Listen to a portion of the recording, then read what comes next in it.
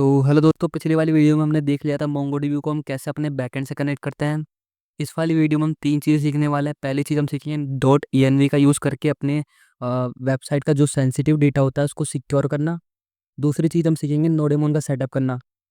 और तीसरा हम इसमें देखने वाले हैं proper folder structure for a one stack application. Okay, तो सबसे पहले हम देखते हैं डॉट ENV का यूज़ हम कैसे करते हैं अपने डेटा को सिक्योर करने के लिए। तो आप लोग एक आप लोग ये मोंगोडीबी का जो यूआरएल आपने यहाँ पर डायरेक्ट कनेक्ट के अंदर डाला है, तो ये जो है एक सेंसिटिव इन्फॉर्मेशन है। कल को अगर मान लो आपका बैकएंड अगर हैक होता है हैकर से, तो आपकी ये जो डेटाबेस का जो ये यूआरएल है, इससे डेटाबेस आपका हैक हो सकता है और आपका यूज़र का सारा डेटा जो है मिसयूज़ हो सकता है हैकर के द्वारा। तो इसको हमें सिक्योर करने के लिए हमारे पास एक पैकेज होता है डॉट ENV। तो उसको आप लोग इंस्टॉल कर लेना npm i डॉट ENV लगाकर यहाँ पर टर्मिनल में। मैंने पहले से ही इंस्टॉल कर रखा है ये पैकेज। आप यहाँ पर आकर देखोगे तो आपको दिखेगा डॉट ENV और उसका जो है वर्जन हमारे को देखने को मिल रहा है। साथ साथ मैंने यहाँ पर नोडेमोन भी इंस्टॉल कर लिया है। तो आप लोग ये दोनों को दोनों पैकेज npm से इंस्टॉल कर लें, डॉट ENV और नोडेमोन। ठीक है, तो डॉट ENV मैंने इंस्टॉल तो कर लिया। अब हम इसे यूज़ कैसे करेंगे?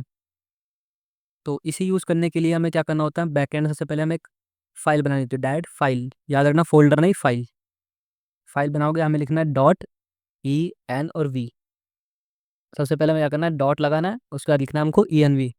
देन हम एंटर प्रेस करेंगे।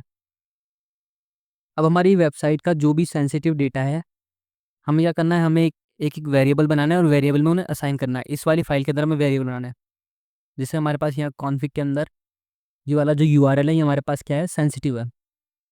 तो हम क्या करेंगे, हम यहाँ लिखेंगे, एक वेरिएबल बनाएंगे।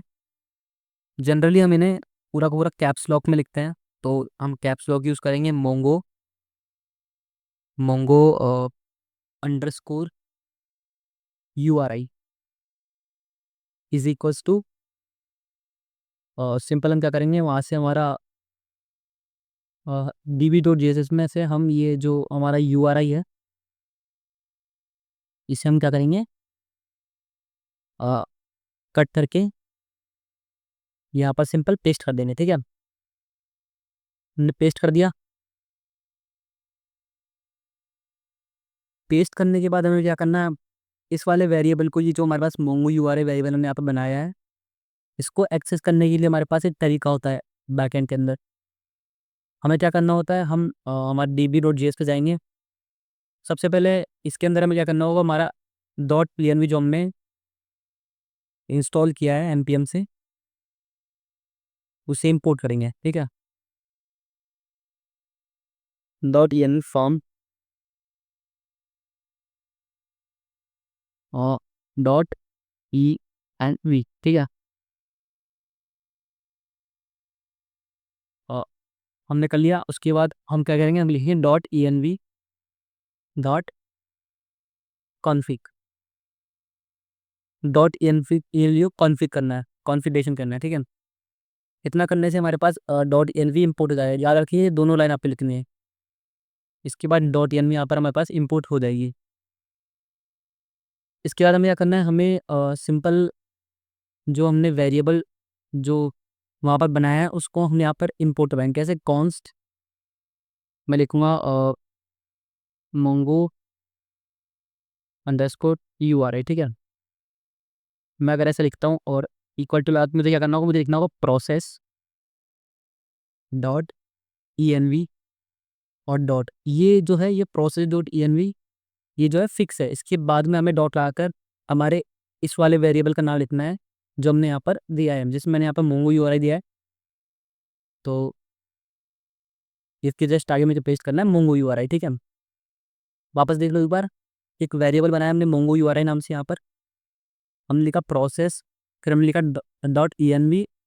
उसके बाद हमने डॉट लगाकर उस वेरिएबल का नाम लिख दिया जो हमने यहाँ पर बनाया था। ठीक है, उसके बाद हमें इसे यूज़ करने के लिए हमें क्या करना होगा, हमें सिंपल यहाँ पर हमें टेम्पलेट लेटर्स का यूज़ करना होगा। क्या करना होगा, हमें टेम्पलेट लेटर्स का यूज़ करना होगा। हम लिखेंगे बैकटिस लाकर हम लिखेंगे डॉलर। तो डॉलर के अंदर हम लिखेंगे मोंगो मोंगो यूआरआई, ठीक है, और स्लैश लगा के हमारे डेटाबेस का नाम जो हमने पहले लिखा था वो तो हम लिखेंगे ही। अब यहाँ था इसके, अब क्या होगा पूरा का पूरा, एक बार फ्लो वापस देखते हैं। हमने यहाँ पर एक डॉट ई नाम से फाइल बनाई, यहाँ पर मोंगो यूआरआई नाम से हमने क्या करा, एक वेरिएबल बनाया और यहाँ पर हमने इसे हमारे डेटाबेस का कनेक्शन यूआरआई दे दिया, ठीक है। उसके बाद हमने यहाँ पे एक वेरिएबल बनाया मोंगो यूआरआई नाम से इस फाइल के अंदर। उसके बाद हमने उस डॉट ई वाले इस मोंगो यूआरआई को हमने एक्सेस किया। कैसे एक्सेस किया, process dot E dot Mongo URI, ठीक है। उसके बाद हमने इस वाले मोंगो यूआरआई जो वेरिएबल है इसको हमने टेम्पलेट ट्रेटर्स की हेल्प से यहाँ पर हमने मोंगोज डॉट कनेक्शन मेथड के अंदर यूज़ कर लिया, सिंपल। अब हम एक बार अपना सर्वर स्टार्ट करके देखते हैं क्या ये प्रॉपरली वर्क कर रहा है। सीधी बैकएंड, पहले हम बैकएंड में जाएंगे, उसके बाद हम देखेंगे npm स्टार्ट।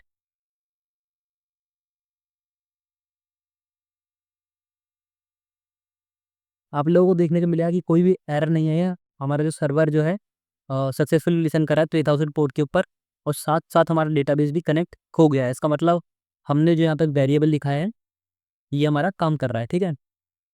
जैसे हमने वेरिएबल इस डेटाबेस की कनेक्शन यूआरआई को सिक्योर किया है, वैसे हम हमारा जो ये पोर्ट है 3000 इसको भी सिक्योर कर सकते हैं। कैसे, हम यहाँ पे ले सकते हैं पोर्ट इज इक्वल्स टू 3000, ठीक है।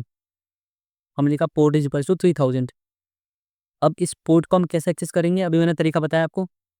हमको लिखना है प्रोसेस डॉट ई डॉट और हमारे इस वाले वेरिएबल का नाम हमने यहाँ पर क्या नाम दिया है, पोर्ट।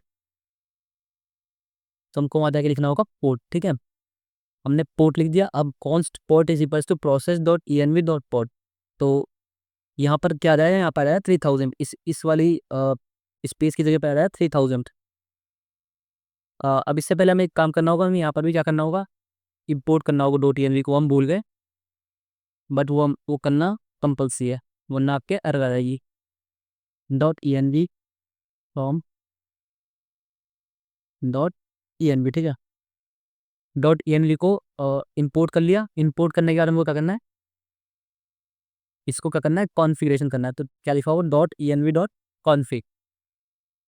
इससे हमारी डॉट ई का कॉन्फ़िगरेशन कंप्लीट हो गया। याद रखिएगा, जब भी आपको डॉट ई को इंपोर्ट करना है तो साथ साथ उसको आपको कॉन्फ़िग ही करना होगा, वरना आपको एरर आएगी। तो ये दोनों लाइनें लिखने के बाद हमारे पास डॉट ई सक्सेसफुली इंपोर्ट हो गई, ठीक है। एक बार अब हम दोबारा से सर्वर रन करते हैं और सर्वर को हमने डिलीट करा। मैंने करा cd बैकएंड npm स्टार्ट।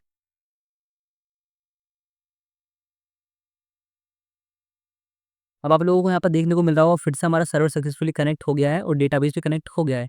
इसका मतलब हमने सक्सेसफुली हमारे डॉट ई का सेटअप कर लिया है। अब जो दूसरी चीज़ हमारे पास आती है वो होती है नोडेमोन। अब नोडेमोन का यूज़ हम लोग क्यों करते हैं। अभी आप लोगों ने देखा होगा कि मैंने एक बार सर्वर का सेटअप, तो सॉरी, डेटाबेस में ई का सेटअप किया, तो मैंने एक बार रन किया सर्वर को। फिर जब मैंने दोबारा सर्वर के अंदर यहाँ पर पोर्ट के अंदर इसको सेटअप किया तो मैंने सर्वर को किल किया। उसके बाद मैंने इसको दोबारा से npm स्टार्ट किया। अब क्यों ना मैं कुछ ऐसा कर दूं कि मुझे खाली एक बार अपने सर्वर को स्टार्ट करना पड़े मैनुअली, और उसके बाद ये अपने आप चेंजेस को ट्रैक करे और अपने आप जो है अपडेट होता रहे और अपने आप जो है रन होता रहे, बार बार मुझे इसे मैनुअली रन ना करना पड़े। तो वो हमारा थोड़ा टाइम कंज्यूमिंग प्रोसेस होती है। उसको हमारे टाइम को सेव करने के लिए हम यूज़ करते हैं नोडेमोन पैकेज, नोडेमोन नाम का पैकेज। तो जो मैंने पहले से इंस्टॉल कर रखा है आप लोग भी इंस्टॉल कर लीजिएगा, ठीक है। और नोडेमोन को इंस्टॉल करने के बाद आपको क्या करना है, आपको अपनी पैकेज डॉट जेसन फाइल खोलनी है। इसके अंदर आपको ये वाली स्क्रिप्ट लिखनी है, डेव। एक बार दोबारा लिख के दिखा देता हूँ आप लोगों को मैं। आप लोगों को यहाँ पर आना, आप लोगों को स्क्रिप्ट में लिखना है डेव, कौन लगा के आपको लिखना है नोडेमोन सर्वर डॉट जे, सिंपल। जैसे आप पहले यहाँ पर आपने स्टार्ट स्क्रिप्ट लिखी थी उसमें आपने लिखा था नोड सर्वर डॉट जेएस। इस बार आपको लिखना है डेव स्क्रिप्ट, इसमें लिखना है आपको नोडेमोन सर्वर डॉट जेएस। जैसे आपकी नोड्स के थ्रू आपका सर्वर डॉट जेएस पहले रन हो रहा था, इस बार आपका सर्वर डॉट जेएस किससे रन होगा, नोडेमोन से रन होगा, ठीक है। तो एक बार हम सर्वर को किल करते हैं। हमने करा cd बैकएंड इस बार हमें npm स्टार्ट नहीं करना है। क्यों नहीं करना है? तो इस बार हम क्या करेंगे, स्टार्ट कमांड का यूज़ नहीं करेंगे, इस बार हम करेंगे डेव कमांड का यूज़। हम लोग नोडमोन से हमारा सर्वर रन करने वाले, तो हम करेंगे npm रन और डेव। अगर मैं एंटर प्रेस करता हूँ तो आप लोग देखोगे कि नोडेमोन से हमारा सर्वर डॉट जेएस जो है सक्सेसफुली एग्जीक्यूट हो गया है, और हमारा सर्वर भी कनेक्ट हो गया है, हमारा डेटाबेस भी कनेक्ट हो गया है।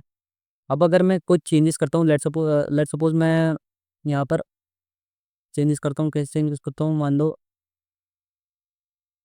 मैं यहाँ पर एक और मिडिलवेयर करता हूँ, ऐप डॉट यूज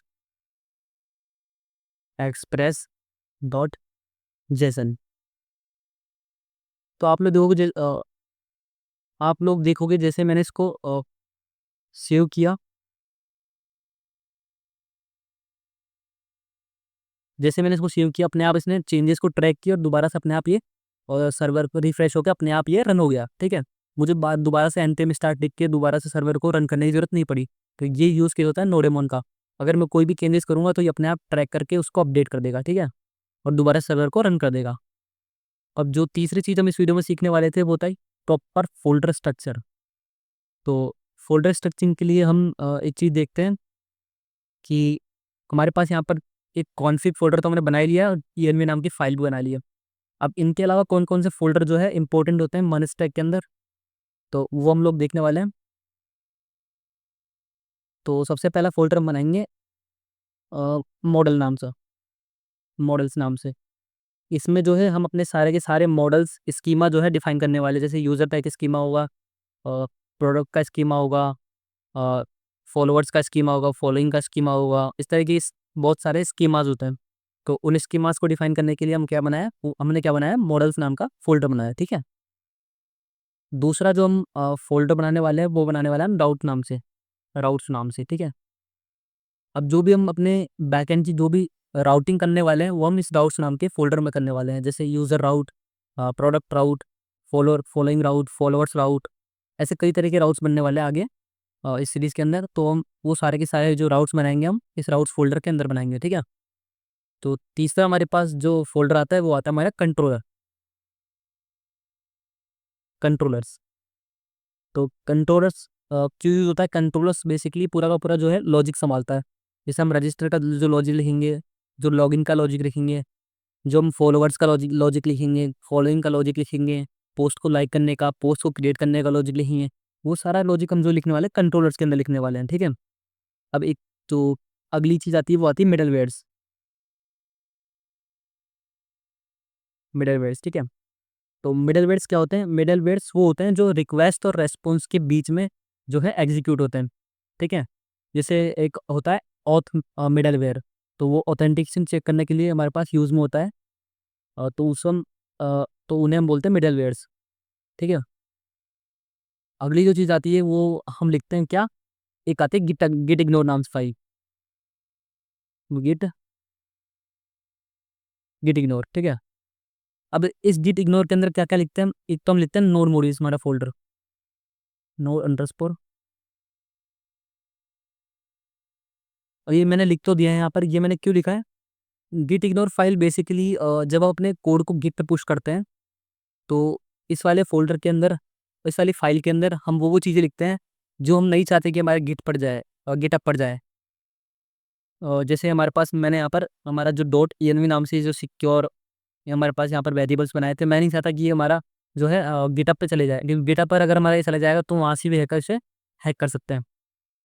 तो हम क्या करेंगे, इसके अंदर एक तो नॉन मॉड्यूल्स फ़ोल्डर और एक जो है डॉट env नाम से फ़ोल्डर जो है, इसको भी हम यहाँ पर लिख देंगे। ठीक है, तो ये दोनों जो फाइल, एक ही फाइल और एक ही फ़ोल्डर, हम नहीं चाहते कि गिटहब पे जाए, इसलिए हम इसे गिट इग्नोर नाम की फ़ाइल में लिख देंगे। तो इस वाली फ़ाइल के अंदर जिस फ़ाइल का या फ़ोल्डर का नाम हम लिखेंगे, वो हमारे गिटहब पर पुश नहीं होंगे। ठीक है, तो अभी के लिए इतना ही। आप लोग एक बार दोबारा से इन फ़ोल्डर स्ट्रक्चर को देख लीजिएगा आराम से, और एक बार इनकी प्रैक्टिस कर लेना अच्छे से, और डॉट ELV का कॉन्फ़िगरेशन कर लेना, नोडेमोन से अपना सर्वर जो है उसको रन करके देख लेना। तो आज की वीडियो में इतना ही। अब मिलेंगे हम लोग नेक्स्ट वीडियो में, तब तक के लिए स्टे कनेक्टेड। चैनल को सब्सक्राइब करना और वीडियो को लाइक कर देना। Thank you.